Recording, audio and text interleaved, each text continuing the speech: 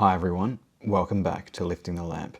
I'm Frate Eleftheria, and we've seen another release of UAP documents from the Department of War in the US. This is release number 5. There's been a little bit of interest again in UAP and in NHIs. I have not looked in as much depth at release 3, 4 and 5 as I did at the first two, but from what I've been able to tell, there's nothing really that new or groundbreaking that I feel I need to talk about, which I haven't spoken about topic-wise in one of my other videos about the first two releases. But I have to say, I really liked that artist's rendition of a triangle appearing in, I think it was Afghanistan, against the night sky. There's sort of this pure black triangle against a starry night. It looks like some kind of dark synthwave album or something like that, and I just thought visually it was very cool. But other than that, I don't have much to say about the latest releases, but it has got me thinking about the UAP issue again and NHIs, and in particular it's got me thinking about a theory that I've been developing. It's kind of like a model for explaining NHIs and NHI contact, which I think is appropriate for the millennial generation. And I call this theory, or this model that I've been coming up with to explain NHIs, as the MissingNo model. You probably see where this is going already, some of you, but I'll explain myself anyway. And this is a model that could be used to explain angels, demons, NHIs of other descriptions, and the real entities that might be behind each of those apparent beings that we encounter, representing different forms of the same thing, perhaps, at least in some cases. So that's what I want to explore tonight. I think that a lot of the time, particularly when we're talking about angels and demons, still the discourse on that is stuck in kind of like psychologism, like it's all in your head. These are just psychological projections or things that represent different parts of your unconscious.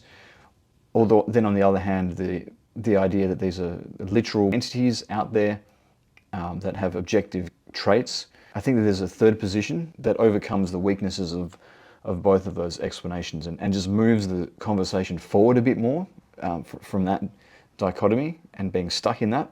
So that's what this MissingNo model can potentially do. And it builds upon what I've since learnt by looking at certain UAP researchers, builds upon some of the prevailing explanations that they have for NHIs and why they might appear differently to different people. I'm going to set a bit more background, and then I'm going to go straight into explaining my MissingNo model of NHIs. As I've started to touch on, it becomes clear when researching NHIs, particularly in the form of UFO or UAP sightings that people have and the encounters with the entities behind those phenomena, that this is an intelligence, or let's say it's a phenomenon, which can be perceived in a multitude of different forms. It can morph its shape. If it appears in a certain shape, it can appear as one thing to one person and another thing to another person. Historically, perhaps it has appeared in the past as an angel or a fairy, and today appears as a space alien. But you can tell that it's the same being. You can track the development of contact with this particular being across time and see it morph from one into the other. And there's been a lot of discussion about the idea of an extra-dimensional entity that can sort of reach into our reality and seem to materialize and then dematerialize again, like as though somebody has a flat sheet of paper representing a realm that only has 2 spatial dimensions, and a 3-dimensional entity puts their hand in, and suddenly in the 2D world you see these circles appearing where the fingers of the 3-dimensional entity make contact with the 2-dimensional plane. And perhaps it's something like that. And so from our perspective, these beings would be simultaneously incorporeal because they are not within our perception, within our current dimension, but when they move into our dimension and intersect with it, we can see them materialize and taking on a physical form. So those are kind of some of the ideas that that are moving around in the UAP research space about the nature of these non-human intelligences that are behind the UAP phenomenon, and perhaps the phenomenon of angels and fairies as well, maybe even demons in some cases. And so I want you to keep that idea of the non-human intelligences in mind as I discuss this theory. And another thing that I want you to keep in mind is another thing that is trending at the moment in terms of explaining the universe that we live in, which is simulation theory. I happen to think that simulation theory is a fad. I think that simulation theory has become popular because advanced virtual worlds simulated by a computer represents the cutting edge of science and technology. And so because it's pushing the bounds of what it is possible for us to know in the material world, it becomes a new metaphor for trying to understand the things that are beyond the known. Just like when we first learnt how to harness electricity as a civilization, all of the talk about spiritual energy was often phrased in terms of electrical or magnetic energy. And when we invented radio transmission, we used the metaphor of a radio wave to describe psychic energy being transmitted through ESP or something. It's kind of the same with quantum physics as well, like how we say that you can explain supernatural phenomena through the quantum field, and then one day we will discover something beyond the quantum realm, and we will develop some technology that goes beyond a virtual computer simulation, and then we'll discover some new order of existence, natural or artificial. I don't know what we can call it. The Fugazi world. It's a wazi, it's a woozy, to quote Matthew McConaughey's character in The Wolf of Wall Street. Greater and greater orders of magnitude of a reality that is ephemeral and subtle and fine and all of that. But for the time being, simulation theory is kind of like the best model that we have to try and explain how reality works at the limits of our understanding. So I don't think that we literally live in a simulation, but I think that it can be a useful model for understanding our reality. And I don't think that there's like a God mind necessarily that is like creating the simulation that we then inhabit. I think that a more realistic simulation theory is to understand that everything that we see around us is perception, is our perception. And it's basically, it's not reality. We have no way of knowing what reality actually is. And all of this is just our consciousness, our mind running a program. Absolutely everything that you can think of. And in that sense, reality is a simulation. It's a simulation, it's a simulated reality that has been run by our mind. And so we have our perception based on the five senses and the sensations that we feel associated with those senses, which broadly speaking are based on pleasure or pain.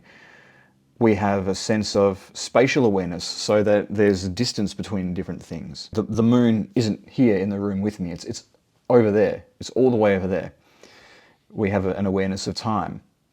You know, the past and the future occupy different places on this linear timeline where you can only experience one moment at any given time. And we've got this idea of subject and object, that somehow we are different from the universe that we are experiencing. Why? Because we have our own nervous system that's like a closed circuit. But in reality, the trees out the back over there in my garden are the same thing as me. We're the same living entity. We're both just extensions of the same clump of amino acids that hitched a ride on an asteroid 4 billion years ago. But I experience myself as separate from the tree, like we're separate organisms. And that's just in terms of our base level awareness of the physical world. On top of that, we have constant thoughts that are going through our head, a constant monologue and a commentary, internal commentary that overlays everything. We've constantly got thoughts moving across the field of vision of our mental plane, and kind of like making our perception of reality more busy. We've got psychological filters. We don't just have experiences, but when we experience something, we carry assumptions about that experience based on prior experience, And we draw associations between different things that other people might not draw. They might draw different associations. And then we have concepts. We have a map of reality in our head. Like, we're not experiencing all of the universe at once. So we map the rest of the universe in our heads to kind of have a vague idea of what else is outside of our immediate perception. Like how I just described the moon being over there in space. I was referring to my mental map. I can't actually see the physical moon. And then, of course, there's different states of consciousness. We experience the world one way when we're awake. We experience the world differently when we're asleep, or when we've taken mind-altering substances. And so all of these are different layers of the simulation, different layers of the way that our perception, that the program that we're running, conditions the way we perceive reality. And when we're dealing with NHIs and trying to understand them correctly, we can't get past the fact that the universe that we perceive, that is filtered through our modes of perception, is the only universe we can ever know. And if we encounter something that is completely different to anything we've experienced before in this reality, we can't necessarily trust our perceptions to tell us exactly what that thing is. Maybe we'll just get an idea based on our mind, our senses, attempts to interpret something that really doesn't make sense. And now perhaps you see where I'm going with this. And so if we regard this reality as a mere simulation, a simulation being run by our own perception, then if we are to understand the NHIs that we encounter in the form of angels or demons or aliens or whatever, if we're to understand that by understanding the way we perceive things, and we're going to understand that perception through simulation theory, then we need a simulation that can act as a model to help us understand what's happening in this universe, in this reality. And you could create an advanced model, spend thousands, perhaps millions of dollars doing so. I don't even know which intelligence agency would be responsible for that. But what if we already have simulated realities which are complex enough and immersive enough and mimic our own perceived reality enough that we can use that as a model to understand NHI contact? And I put to you that there is such a simulation already in the form of a much loved role-playing game that was around in the late 90s, early 2000s, which is the Pokemon Game Boy games, particularly Pokemon Red and Pokemon Blue, the original Pokemon video games, back when that was a huge craze.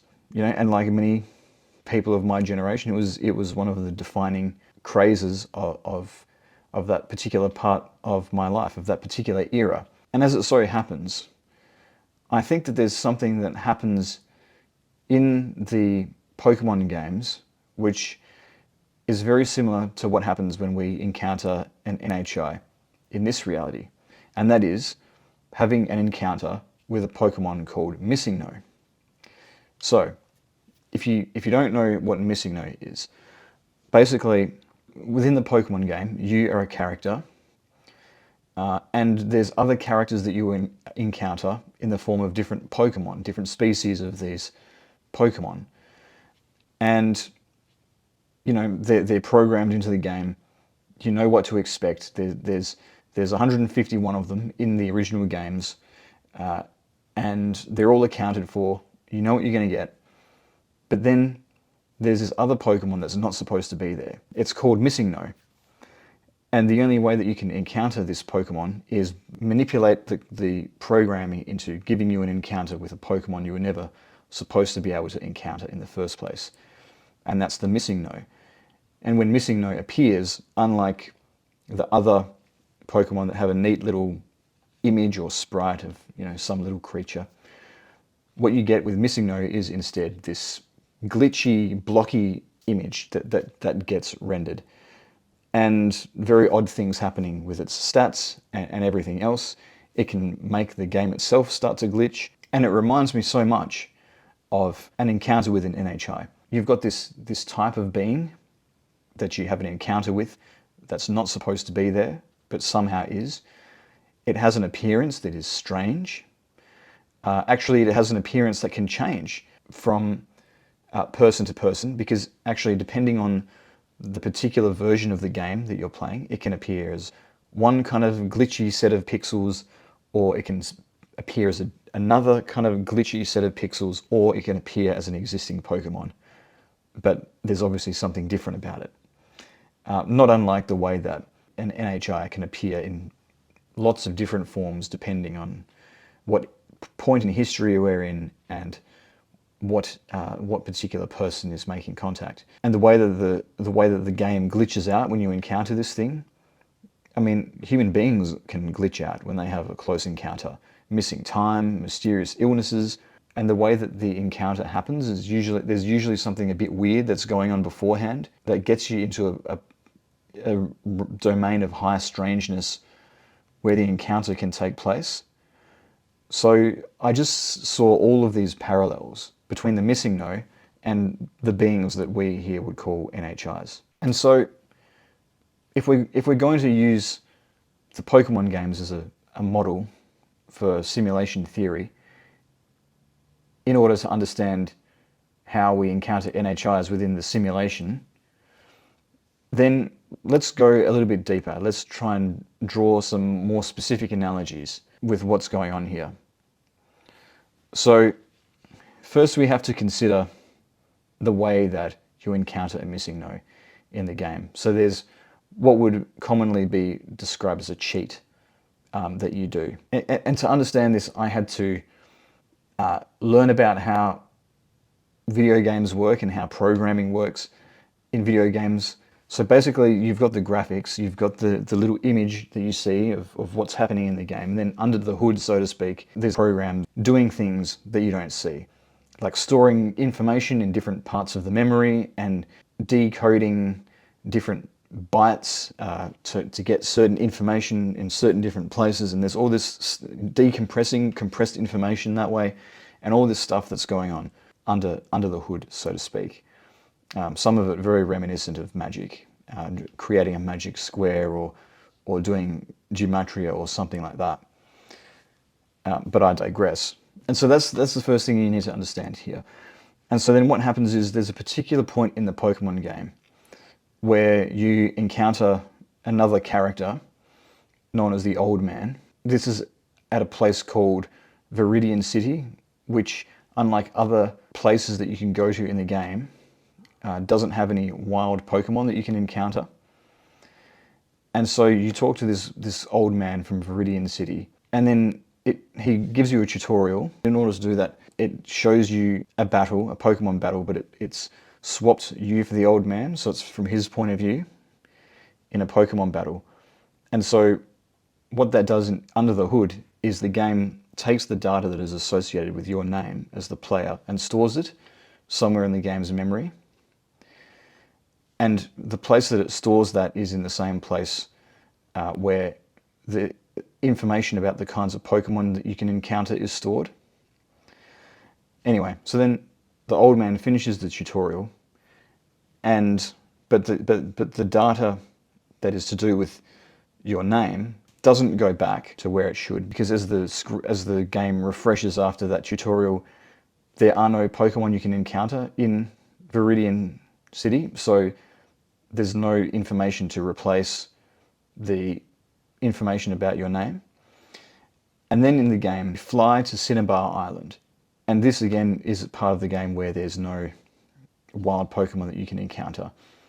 That's what's written into this particular, the programming for this particular city. So again, the data doesn't refresh. But even though you're not supposed to be able to encounter wild Pokemon, there's certain tiles, bits of graphics on the side of the island, which are encoded with information that generates an encounter with a Pokemon, and that was like an accident including that in there. And those happen to be the tiles that are on the side of the island when you're surfing up and down. And so when you touch one of these tiles, what's happening under the hood is the computer program registers that it needs to give you an encounter with a wild Pokemon. But there are no wild Pokemon here. And then so the data that it tries to read to figure out which Pokemon for you to encounter is the information that's in your name. That contains bytes that point to other things that can be read in a different context as pointing to what Pokemon you're supposed to encounter in a particular environment. And then some of those values don't correspond to any Pokemon that exists. But here's the thing. In the game, there are some Pokemon never included in the final game. So you've got the 151, and then you've got these sort of blank Pokemon that were never given their own sprite. So they were never given physical form. They were never given other stats. It's just a blank placeholder. And sometimes when the game is trying to interpret the data as best it can to find out how to generate an encounter with a Pokemon for you, it goes somewhere that it was never supposed to go, and it accesses these forgotten Pokemon that were never included. And that is the MissingNo that appears. And then the other part of this is this thing was never meant to have an appearance, it was never meant to have stats. But the game does its best. It takes the data that it thinks is supposed to represent what the stats of MissingNo are and what it looks like, and it interprets it as best it can to generate an image, to generate a sprite, and the result is that glitchy thing. Because it's basically, it's almost like random. I mean, there's an order and a structure to how the sprite is generated, but the bits of information that it has to refer to and interpret are more or less random. So you get this kind of blocky, messy, kind of pixelated looking thing. Or, depending on the programming, a different version of the game, just another random Pokemon that appears to be that Pokemon, but is actually something different. And so that is what is actually happening at the deeper level when you have an encounter with a MissingNo in one of these early Pokemon games. So what kind of analogies can we draw? Well, to me, the old man glitch looks a lot like a magic ritual to me. What you've got here is a series of movements, of actions that are grouped together in a very unusual way that changes the way that the program responds to you in an unusual way that ultimately manipulates it into doing something it wouldn't normally do. Go to this city, meet the old man. He will change places with you for a time and then change back. And then once you have spoken to the old man, fly immediately to this new place. And then you must go up and down, repeatedly this one side of the island and no other side, until at last you have an encounter. I mean, that to me sounds like a magic ritual. We read mantras or invocations in some strange language. We enter altered states of consciousness by various means. And so we get ourselves out of the way. The same way that our name is stored in memory, we get ourselves out of the way. And we quieten our usual sensory perception of the world, having no data about wild Pokemon you can encounter. But there's this very specific set of odd motions and actions that you need to do to get yourself into that state. And then we use certain items in a way that we're able to extract some occult or secret property from that thing that we use in a way that it's not naturally used for. Whether it's talismans that try and draw down a particular influence of a planet outside of its natural influence, or whatever it is, the same way that the tiles accidentally contain a command to generate an encounter with a Pokemon, even where there is none. And then the fact that MissingNo represents a character, like a living thing in a computer game, but it's not accessible in the normal game playing scenarios. It is like the way that in a ritual or in some other situation of high strangeness, whether we passively enter into that or we're actively trying to induce that, we're trying to reach out to something beyond our ordinary perception of reality and something intelligent that dwells beyond that. And the way that we do that is by tricking ourselves into perceiving beyond this reality in the ways that I just mentioned, setting up the ritual, and then in the same way that certain data that is contained in our name, that then, because it's been stored in a certain bit of memory, then gets interpreted a certain way to produce that particular Pokemon MissingNo. So too, we have different elements of the ritual that we can set up which corresponds to something specific that we're trying to call up. Certain planets, certain colors, certain incenses, certain god names, all of which we associate with a particular type of entity that we're trying to contact, and based on the symbols in our own unconscious and the associations between those symbols and principles in the wider universe. And much like the MissingNo appears based on the game doing its best to interpret very unusual data, in the same way, when we see things in a vision, for example, if we're scrying or if we see something actually manifest in front of us in an encounter with some kind of NHI, it will take on a form where our mind doesn't really understand what it's seeing, but it does its best to fill in the blanks with symbols and concepts that it's familiar with that kind of get close to describing what we're seeing. So let me just use an example here. The so-called mantid entities. It's something that people are talking about more these days. They happen to be a type of NHI that I myself have had contact experiences with in the form of very vivid dreams where they appear to me. But lots of people have had encounters with these mantid NHIs. And there's a lot of people that take that literally, like there's literally these insectoid aliens that are walking around on a spaceship somewhere. But when you start to be discerning, you start to realize a few things are out of place here for this to be a literal experience. For one thing, if any insect grew to that size, its exoskeleton would be so massive that it would crush its soft inner body underneath the weight of that exoskeleton. So physically, it's not possible for such an entity to exist.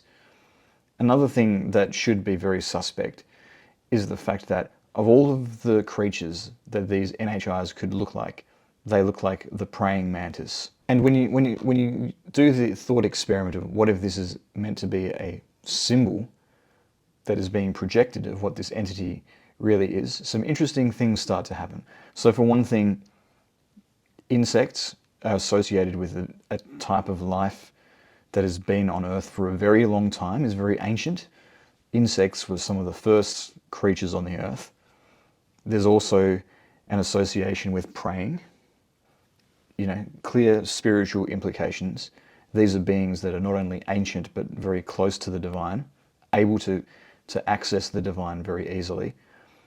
They're humanoid, so they are like us in many respects, that is to say they're sentient life. But the name of this species of insect is the praying mantis. And if you look at the origins of the word mantis, it comes from the Greek word for a prophet or a seer or a soothsayer. So it's literally like a praying prophet or a praying soothsayer, the one that has access to the spiritual world. So we have a very ancient being that is intelligent like us, that has this access to the spiritual dimensions. And so, to me, that just makes it obvious that our mind is trying to make sense of this entity as best it can, and the best symbol that it can come up with to do that is a humanoid mantis. That is the sprite that this particular MissingNo takes on for us to understand it. For the program that is our perception of reality to understand it. And it's important to add that this doesn't necessarily mean that we are the ones who just independently in our own unconscious generate the image of the NHI. I think it's eminently possible that the NHI itself could choose to assume that form in order for it to more effectively communicate its nature to us, particularly when you consider that it's its own independent entity and it's materializing into this world. So there's a few different options here in terms of what it is within this simulation within this reality that prompts the NHI to take one appearance or the other. And then you think about the way the program glitches when some of these glitch Pokemon appear, because you're making the system, you're making the program do something it was never meant to do, and so they can overload a part of the program and cause it to shut down or black out for a time. And the same thing happens to our physical and psychological natures when we encounter something so intense and so different to anything we thought existed. And we see this happening in the case of trauma, but not all examples have to be negative. There are other things that can cause that reaction in a human being as well. And so now I think if we use the Pokemon games as our model for the simulated reality, then we can start to, through that, understand how the NHIs are really like the MissingNos of our own reality. And that helps us to understand their nature a little bit better with a better model. And so there's a few different inferences we can make from the MissingNo model. Number one, there is a real entity that is being contacted. So when the game tries to generate a wild Pokemon encounter and is looking for, data to point to then do that, it doesn't just create a system error. There actually is a Pokemon that it appears, and it's not just a graphic or something, it's a character that has programmed attributes to it that you can have an interaction with, that you can catch, that you can trade, that you can battle with other Pokemon, that other players can encounter by doing the same thing.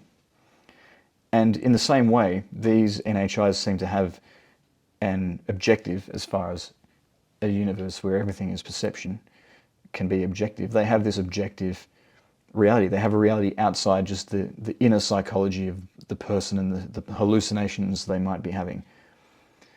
That's why I can do a CE5 meditation and see a particular phenomenon, which is two orbs of light moving through the sky, and then in the release 3 of the Department of War UAP files, I can see a video that someone has recorded of something, because it's an external phenomenon and not a hallucination, which is a phenomenon that is exactly the same thing that I saw, except it's two red orbs instead of two white orbs. And that's something that actually happens. So this is something that has an external reality to it. These are real intelligent entities. And then the other thing that we are encouraged to think about by the fact that by doing these exercises simply just in consciousness, we then have physical phenomena that are cooled down by that. There's another implication in terms of the parameters of the simulated reality that we find ourselves in, and that implication is that our consciousness is not bound by the limitations of our physical body, like as if it's inside the brain, but is in fact non-local and is beyond the dimensions of space and time and can move beyond the dimensions of space and time because of that non-locality. And that could explain why CE5 is possible. That can explain why something like what we see in the reports of so-called psionic assets calling down UAP craft could be within the realm of possibility. And so the belief in the limitation of our consciousness being tethered to our body is another layer of the limited programmed perception that is ultimately just an illusion that we have.